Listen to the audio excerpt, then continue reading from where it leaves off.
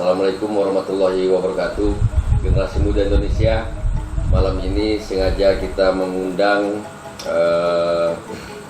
salah satu wasit MMA yang selama ini mungkin generasi muda menonton di TV, dan sekarang kita datangi satu-satunya wasit Riau. Yes, siap. Dari MMA yang sudah sering memimpin di ring apa namanya itu? Oktagon Ya. Cage. Kalau saya ngeliat itu ring apa ya, menakutkan sekali. Udah ada. Beliau nanti akan menekan diri. Kita akan coba kupas pukulan itu berapa nilainya, tendangan itu berapa nilainya, bantingan, kuncian. Di sini nanti akan terkuak bagaimana teknik MMA tersebut. Kemungkinan nanti generasi muda Indonesia ada yang ingin ikut. Wah, ini kan jadi tahu. Oh, ini dia. Apa yang boleh, apa yang tidak ya. Selamat malam Pak Wasit. Ya. Boleh panggil Misbah juga. Jadi silakan diperkenalkan diri juga, ya. Biar generasi muda Indonesia tahu siapa Pak Sabam, dan bagaimana sejarahnya masuk ke MMA tersebut. Ya. Silakan. Baik, terima kasih Panglimo. Memang nama saya Misbahudin. Udin sedunia lah. Jadi biasa dipanggil Misbah. Saya bergabung di wasit MMA itu memang melalui seleksi. Oh, seleksi. Nah, jadi memang dari organisasinya KOBI namanya. KOBI, Komite Olahraga Bela Diri Indonesia. Ketuanya Pak Ardi Bakri, Ketua Umum di pusat.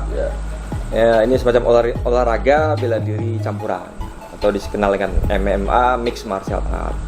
Jadi ya memang ada seleksi, pembukaan seleksi, saya coba-coba itu. Oke. Berarti syarat seleksi itu kan harusnya bela diri juga. Yes, ya. Nah, sekarang bela dirinya apa aja? Aduh. Saya tuh dari kecil memang senang banget dengan bela diri. Oke. Dulu waktu SMP saya pernah ikut latihan bola kaki. Tapi mungkin nggak hobi. Cuma berapa kali sudah dibelikan sepatu bola nggak jadi-jadi. Jadi ikutlah beberapa bela diri ya. Dulu waktu kecil kan kita nggak tahu ya, ikutnya silat lah. Silat. Habis itu apa itu? Nah, itu yang lupa. Di Pekanbaru. Iya, di Pekanbaru, tapi saya lupa banget. Udah ya, ikut-ikutan lah. Dulu zamannya film-film bela diri lah. Film-film kungfu. Jadi senang dengan bela diri. Terus ikut ya taekwondo. Saya juga pernah ikut karate, dan saya pernah waktu merantau di Jakarta juga saya ikut bela diri ninjutsu di PT IKA di kepolisian. Saya pernah ikut aikido di Bulungan Blok M. Aikido bantingan ya. Steven Seagal itu bela dirinya seni lebih lembut. Lebih lembut. Kalau judo bantingan, kalau dia lebih lembut, lebih pertahanan. Makanya tidak ada pertandingan dia, lebih bertahan diri. Ya, terus ya itulah, saya pernah ke Inggris 2 tahun. Jadi memang saya pernah ikut bela diri, semacam bela diri campuran. Itulah, jadi senang dengan bela diri. Ya, macam-macam lah bela diri yang saya ikuti. Tapi memang dimanapun saya berada pasti saya cari bela diri. Oke, jadi cukup mix lah ya. Mix, ya. Ini cukup mix. Sebelum kita nanya ke perwasitan nih. Ya. Dengan mengikuti semua bela diri, kesimpulannya apa? Ini menurut pendapat saya, mungkin beda-beda orang. Kalau saya melihat sebenarnya bela diri ini hampir sama semua. Artinya menurut saya sama-sama kita diajarin, mungkin ya pastilah Panglimo juga orang bela diri juga pastinya, silat khususnya. Sama-sama kita diajari bagaimana menyerang. Menyerang itu ya dengan tangan, pukulan maupun siku dan sebagainya. Menyerang dengan kaki, ya macam-macam teknik tendangan dan lutut dan sebagainya. Ada bela diri banting, ada bela diri kuncian. Jadi sebenarnya sama semuanya, hampir bela diri hampir sama semuanya. Hanya dikemas agak beda ya, kemasnya agak beda ya. Kalau saya melihatnya perbedaannya mungkin pendapat saya pas saat pertandingan. Disitulah kita harus mengikuti rule aturan main sebuah cabang olahraga bela diri. Nah di situ menonjol yang perbedaannya mungkin. Itu pendapat saya mungkin Panglima. Oke. Ya. Kemudian Generasi Muda Indonesia mengapa Sabam memanggil saya Panglima? Memang ini waktunya dari lembaga Laskar Melayu Bersatu bersama dengan Sunardi kepala ya. dan Satgasus dan Komandan Satgasus LLMB. Jadi kita di LLMB ini juga nanti akan mencoba bagaimana membina putra-putra Riau di dalam bidang bela diri. siap, insya Allah. Kalau mau masuk Dansus melalui komandan nih. Beliau dari tinju. Wasit juga ya. Wasit Silat nasional juga ya. Pokok remik lah ya. Sambo juga ya. Jadi LLMB akan mencoba membesarkan sayap, membina, dan kita bukan organisasi yang arogan lah. Kita membina bagaimana Riau ini bermarwah dan Riau ini bertuan. Oke, kita masuk. Nah, pertanyaan saya sebagai wasit, apa yang dites oleh MMA nih? Pertama memang mereka membuka semacam lowongan untuk wasit MMA. Saya ingat 2017. Terus saya coba apply, mereka minta CV kita. Saya nggak tahu itu berapa orang yang mendaftar. Tapi itu saya ingat hari Jumat. Saya kalau nggak salah tahun 2017. Oh, berarti udah 4 tahun ya, 4 tahun ya. 2017 saya dapat email setelah saya apply itu CV. Memang ada syaratnya minimal sekian tahun bela diri dan ya melatih, dan juga ada banyak syarat-syaratnya. Saya sampaikan CV saya dengan pengalaman sedikit tentang bela diri saya. Ya alhamdulillah saya dapat email balasan bahwasanya saya diterima secara administrasi untuk datang di hari Minggu di Jakarta. Nah disitulah kita dipanggil, dan saya seingat saya itu pas datang saya nggak kenal itu siapa. Ternyata pas perkenalan diri kami sekaligus di situ ya bisa dikatakan seleksi praktek lah, dikasihkan materi pelatihan dan sekaligus prakteknya seleksinya. Jadi ada seingat saya 18 orang se-Indonesia. 18 orang se-Indonesia yang datang berkumpul di sana dengan berbagai profesi yang macam-macam. Ada dari TNI, Polri, PNS, dan ya wira swasta dan sebagainya. Kalau di silat ini udah jawara. Itu makanya saya ingat memang. Ya juga waktu itu. Ya kita karena itu adalah untuk wasit, tentu kita diberikan materi tentang perwasitan dengan teknik-teknik bela diri, dan kita langsung praktek di sana bagaimana menjadi seorang wasit memimpin sebuah lapangan bela diri campuran MMA. Dari 18 orang ini berapa orang yang lulus, berapa orang tidak? Kita nggak tahu juga ya bagaimana pengumuman mereka. Jadi dengan seleksi alam itu kita dipanggil untuk tugas. Artinya itulah yang lulus mungkin ya dari Komite Olahraga Bela Diri Indonesia. Pertama kali mungkin saya seperti apakah ya sebelum di TV One, jadi saya berangkat di Batam tugas. Jadi ada MMA di Batam, kerjasama ada satu satu perusahaan mungkin bisa dikatakan itu untuk pertandingan sebuah MMA.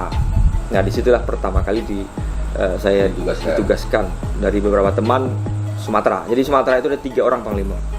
3 orang yang sampai saat ini. Riau, saya Sumatera Utara, Medan, Sumatera Selatan, Palembang. Palembang. 3 orang yang ditugaskan, yang kita diamanahkan lah. Nah, oke. Itu tadi perjalanan jadi wasit ya. Pertanyaan kami, ini banyak pertanyaan dari juga. Setahu saya sambo itu pukulan itu nggak ada nilai. Ya. yang ada tuh ketika pukul jatuh, nah Ya. tendangan juga nggak ada nilai, kata sekretarisnya, kata Coach Wineka juga kan, bagaimana membanting pas. Nah di MMA ini pukulan ada nilai nggak? Ya, karena ini adalah MMA mixed martial art, jadi bela diri campur, artinya ada tinju, ada macam-macam bela diri. Ya. Semua yang namanya serangan dapat nilai 1. Semua bentuk Semua, serangan. mau pukul, mau siku, Oke. mau tendang, mau lutut, mau banting, Satu. bantingan, mau kunci, 1 nilainya. Ya. Jadi perbedaannya betul-betul damage-nya, jadi hancurnya, telaknya serangan Ya, ya. atau kuncian yang betul-betul terkunci. Kunci dan Nah. langsung Ya, ada itu menyerah. menyerah. Nah, ya itu yang tugas kita yang berat sebagai wasit, melihat para petarung di lapangan di arena. Berarti nilainya itu yang betul-betul power ya. Powernya ya, iya, Pukulan, powernya betul. tendangan ya. Nah, Termasuk siku, lutut. lutut gitu Ya. ya. Nah, cuma ada batasan larangan-larangan. Oke. Nah, itu yang di teman-teman yang harus sama-sama kita ketahui, ya jangan sampai, karena ini profesional. Hmm. Olahraganya profesional, benar-benar ya, kalau kesalahannya fatal itu bisa kartu kuning. Yang nggak boleh diserang apa aja tuh? Nah, yang tidak boleh serang itu mulai dari belakang kepala, Oke, bagian kepala. terus belakang punggung belakang, pokoknya bagian belakang semua, Oh, belakang. sampai mohon maaf kemaluan. Oh, punggung nggak Nggak boleh. boleh juga belakang. Nah, ini yang tidak boleh, diserang belakang sampai kemaluan. Yang lain boleh sudah. Depan boleh. Boleh. Habis itu samping pun boleh.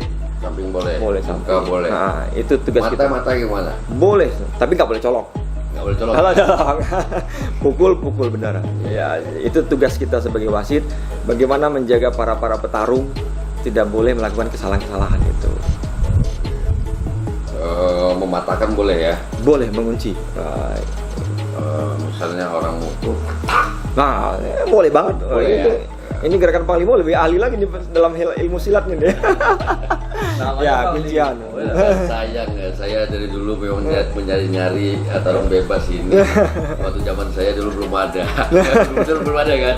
Nah, Ya. Ada dulu namanya duel di Ya. RCTI. Saya pernah mau ikut nonton aja. tapi belum sampai Foto ke nggak ada. belum Ya. sampai ke Indonesia belum. Ada. Dulu Ada. tahun 2000-an Panglima ada di 2004. TPI. TPI Fighting Champion. Ya. Nah, Saya berhenti jadi atlet itu tahun 99. wah. Saya gantungin Iya. baju jadi Iya, atlet iya, tahun 99. Itu 90. Ah, jadi udah ada saya stop. Ya, jadi ya udahlah. Dia bilang saya tinggal membina-bina lagi Wah, lah. Membina bagus. ada. Kemudian saya melihat ini juri ada 3 ya. Ya, 3 di samping arena, cage atau octagon. Sejajar gitu ya. Berbeda. Kalau itu sudah dewan juri, Panglima. Oh, ini dewan juri. Dewan juri Oke, di ada depan, dewan juri. di artinya depannya VIP, berarti kan ada dewan juri di depan segaris itu yang paling mau sampaikan tadi. Baru kita ada juri 1, juri 2, juri 3. Oh, Berapa Damping titik? ya? Karena kita kan namanya jangkauan mata ini, juri kan penilaian bisa berbeda-beda Ya. sudut pandang. Walaupun kamera ada, cuma itu kamera kan di TV, cuma kita harus menilai berapa serangan, pukulan dan sebagainya. Nah, inilah tugas juri 1, juri 2, juri 3 dikelilingi. Oke. Jadi semua serangan Ya. timnas Indonesia itu 1 nilainya. Mau pukulan, mau siku, mau tapi kepala nggak boleh ya? Nggak boleh. Nggak boleh ya? Dan ini juga Nggak boleh. tidak boleh Boleh, Pak. kita membanting lawan seperti membanting botol minuman. Kepala lurus. Tis. Nah, Nggak itu boleh. tidak boleh. Betul-betul kepala lurus, yang nggak boleh. Tapi banting yang lain boleh. Oke. Apa banting botol istilahnya. Ya, ya. Kepalanya di bawah. Kalau di silat itu kan selalu ketika orang nendang tap, tap, Nah, ambil tap, push. nah, berarti menyamping tapi. Ya. Ya. Saya dulu pernah tuh ngambil orang tak ke atas ini. Nah, nih. Oh, berarti Nggak boleh. nggak boleh ya? Ada juga lagi yang tidak boleh.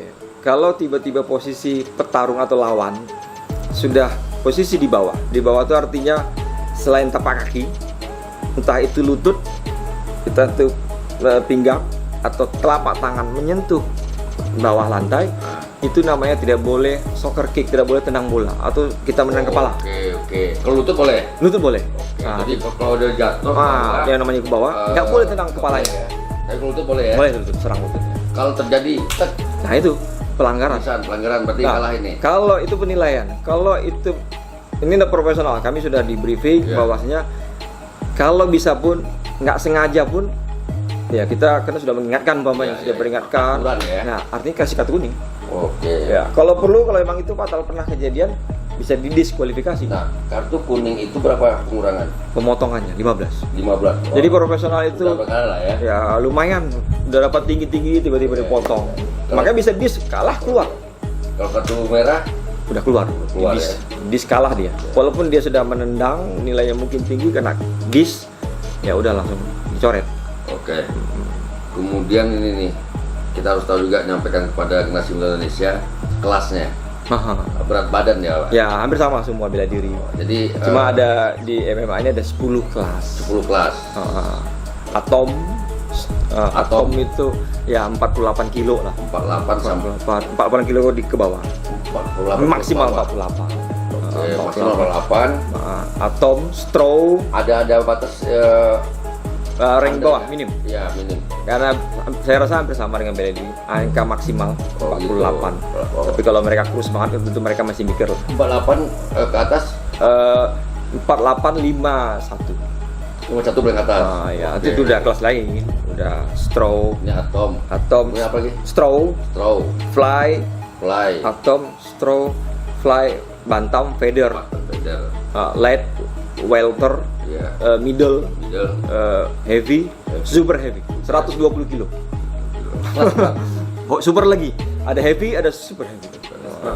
Tapi memang itulah di Indonesia sangat-sangat jarang kalau udah kelas middle ke atas. Yang jelasnya itu mungkin fly lah ya. Ya, fly, Fly, atom, yang ringan-ringan, kelas ringan. Tapi kita kencang semua nih.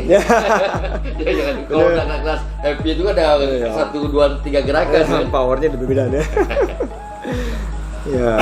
Jadi generasi muda Indonesia kita udah tahu sekarang bahwa di MMA juga berdasarkan berat, bobot sama dengan bela diri lain, karena memang kalau tidak dibatasi itu bobot Ya, ulang power. udah beda, bobot Power tekanan dan power. tubuh ya udah beda.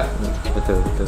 Nah, pertanyaan berikutnya, Wah. sudah berapa kali memimpin di ring Pentagon itu? Waduh. Ini dapat berapa masuk TV nih? Kebetulan nih COVID ini nih. Kalau Ya. COVID saya sudah disampaikan oleh Ya. tim sana. COVID emang lebih kepada wasit-wasit referee yang di Jabotabek lah.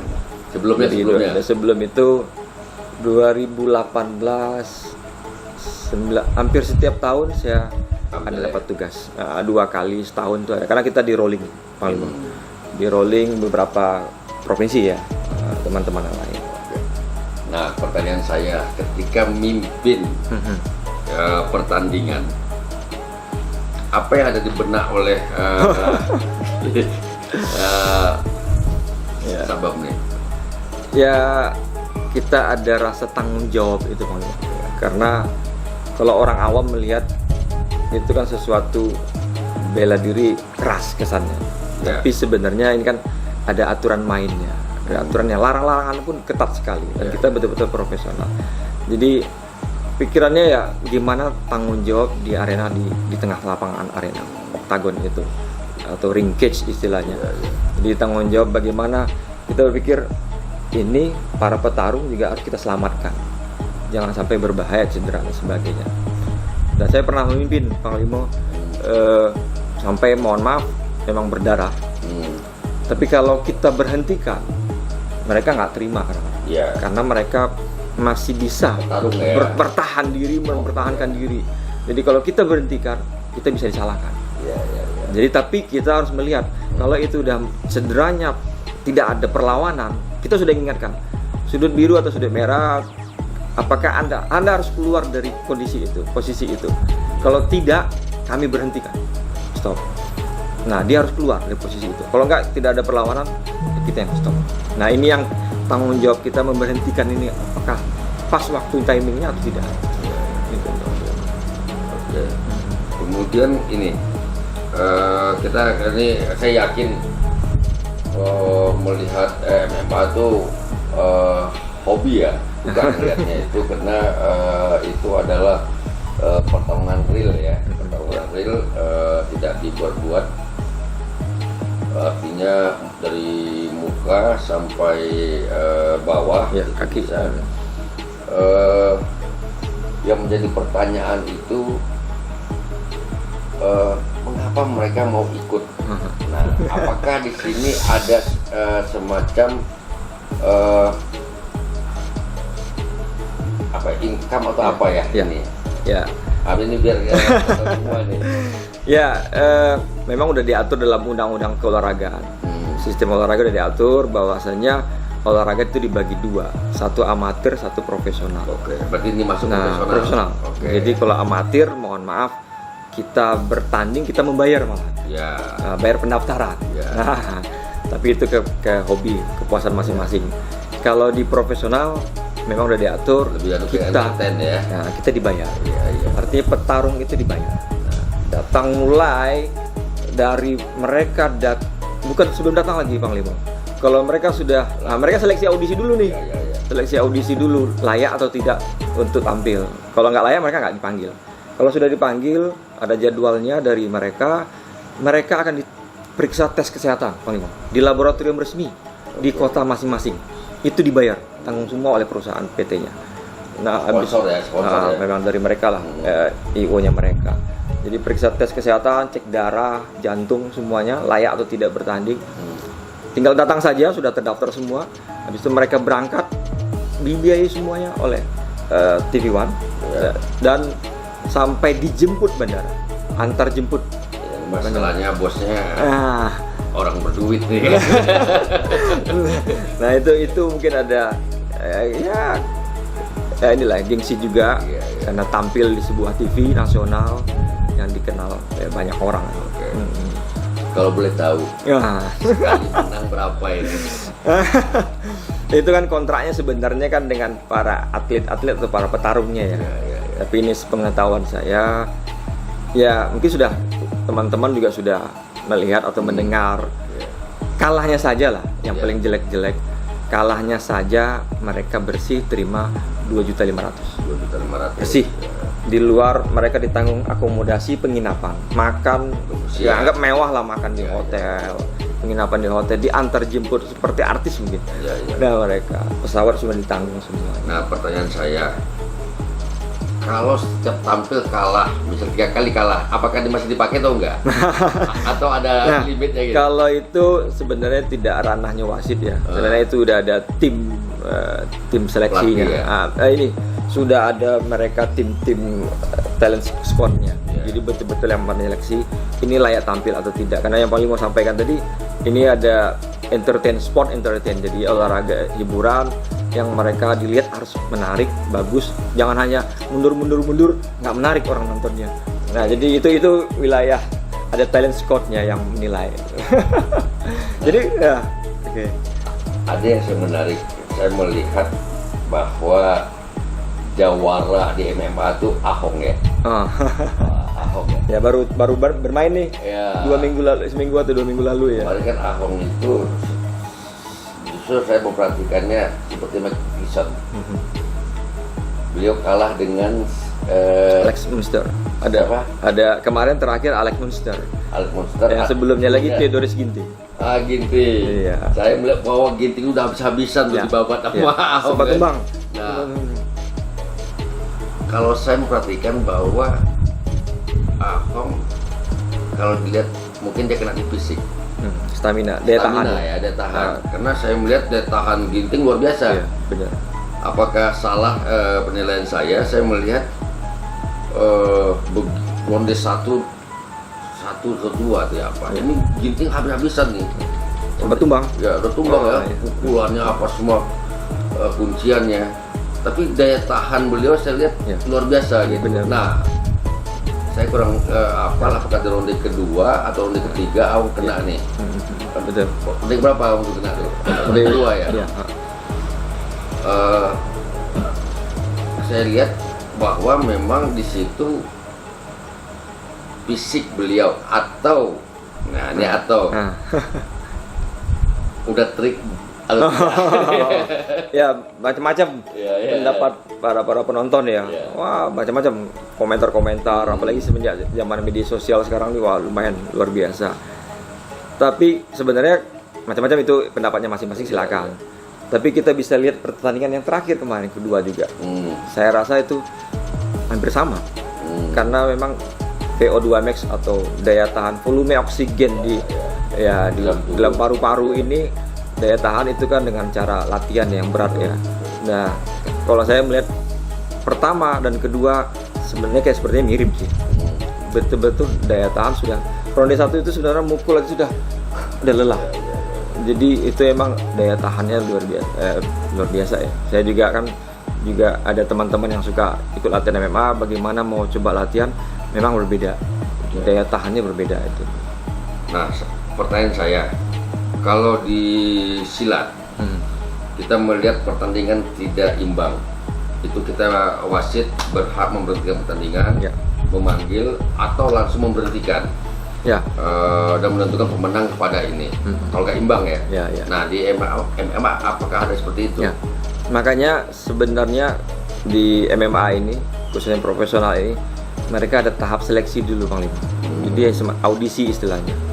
Jadi audisi itulah para juri-juri yang bertugas itu sekaligus menilai layak atau tidak dari pukulan. Jadi ada 3 tahap seleksi itu sebenarnya kalau yang pingin ikut jadi petarung. Nah, jadi bagaimana menyerang, bela diri standing, pukul dan tendangan, bagaimana membanting, bagaimana mereka bergulat di bawah, dan terakhir adalah bagaimana fight seperti amatirnya. Nah, makanya kita bisa bilang, sampaikan juga tadi pertama, tidak bisa kita langsung memberhentikan. Oh gitu. Tapi kita melihat dulu, kita sudah mengingatkan yang biru atau merah, Anda harus keluar dari posisi itu. Kalau tidak, kami akan memberhentikannya. Wasit akan memberhentikannya. Jadi kalau memang benar-benar nggak layak lagi diteruskan, memang sudah tugas kita akan memberhentikannya, karena berbahaya nanti buat petarung gitu. Ya, kita melihat bahwa MMA ini adalah suatu olahraga yang berkelas lah ya. Saya melihat dokternya juga harus betul siap siaga ya setiap ini. Kemudian kedua, fasilitas untuk petarung ya, saya juga sangat yakin fasilitas untuk wasit juri juga ini luar biasa. Jadi kan segala sesuatu itu agar agar berkelas memang harus dikelaskan gitu.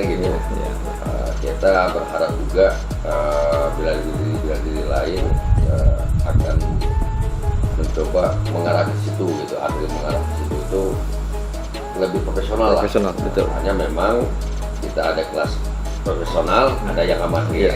Ini juga begitu. Berarti ada yang profesional, ada yang amatir ya. Betul. Hanya di silat belum nih. Nah, ada pun pelan-pelan ini. Jadi makanya izin. Jadi sekarang Kobi kerjasama mencoba mengembangkan silat. Karena ini sebenarnya luar biasa bila dirinya Indonesia kita anggap itu. Jadi setiap ada pertandingan sekarang di MMA, mereka menyisip satu pertandingan eksibisi silat bebas. Nah, itu memang syaratnya petarung harus dari murni orang silat. Sedikit bebas lah.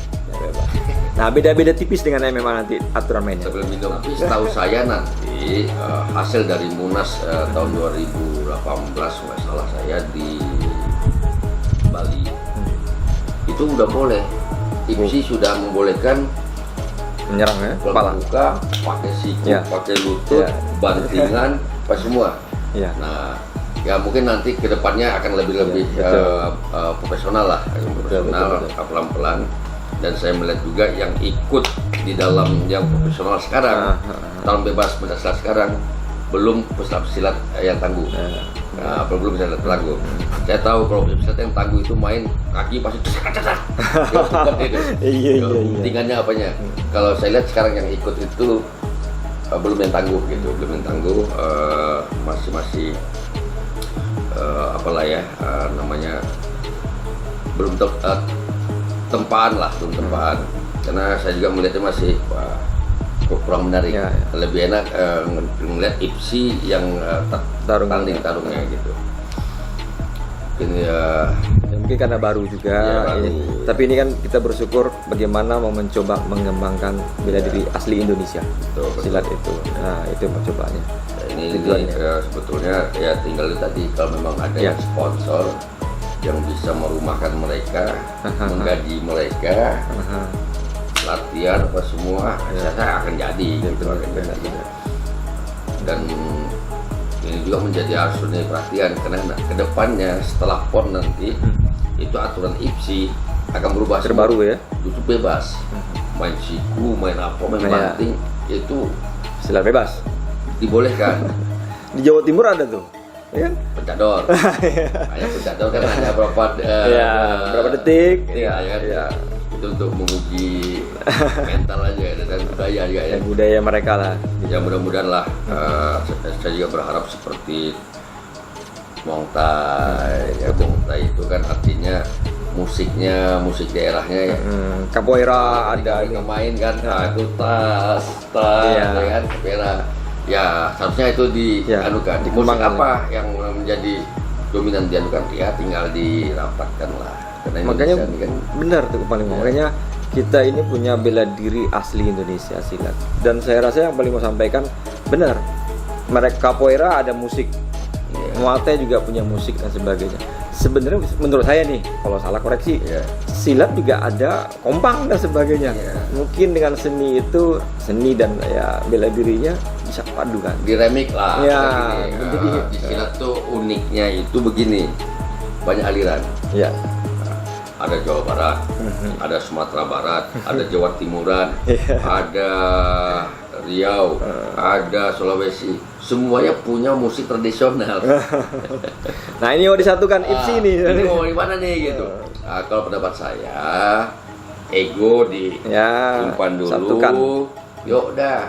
Mungkin pertama masukin, ini remix aja musiknya Ya, benar, gitu. benar. Artinya masuk semua. Mungkin pertama trompet dulu, ya. masuk kompang dulu. Ada kelas-kelasnya mungkin. Iya. Mungkin kelas ini kelas trompet, Ya. ini kelas kompang. Ya mungkin itu Nah, jadi, PR-nya, ya, tinggal- organisasi IPSI-nya menyatukan tempat persatuannya silat di situlah IPSI. Memang agak rumit, tapi kalau para pendekar meletakkan egonya dulu, set, Ya. ego perguruannya, ego aliran, Iya. ego daerah. Makin kuat gitu sebenarnya. Makin kuat. Bagus. Tapi kalau sudah ego yang keluar, wah, Masing-masing ya. Masing-masing mau pertahanan itu ya. orang malam mau siap satu kan gitu kan. Benar. Nah, jadi silat itu memang unik, sangat-sangat unik, dan saya juga berharap ke depan ada pencaksilat yang profesional.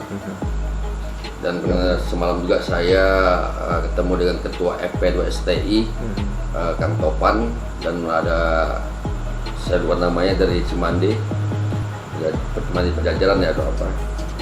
Kita mencoba pertarungan nempel, jarak dekat ya. Dia dekat, set. Di sini mereka akan mengambil kita di sebelah seperti ada Sapu tangan ya, ya. sapu tangan. Nah, dan di sini dia akan bermain rasa itu. Ketika ngambil tap Iya. bisa dikunci, bisa banting gitu. Jadi itu akan kita ciptakan, mungkin mudah-mudahan corona nih hilang. Jarak berlalu. Jadi itu bukan ciptaan baru, tapi memang sudah ada dari dulu. Nah, jadi terkadang ada juga yang menciptakan hal yang baru. Ini udah salah, dia bilang. Jadi kita ini budaya yang memang dari dunia ada, itu yang harus diangkat, bukan menciptakan yang baru. Seolah-olah itu menjadi budaya gitu. Iya. Nah, ini banyak adalah ya beberapa perkumpulan yang menciptakan ini ya. Jadi kita namanya pencaksilat ini, saya katakan penjajah aja kalang kabut dengan seninya gitu. ya, dengan silatnya gitu. Maka terjadilah adu domba itu, para pendekar di adu domba. Jadi terima kasih coach.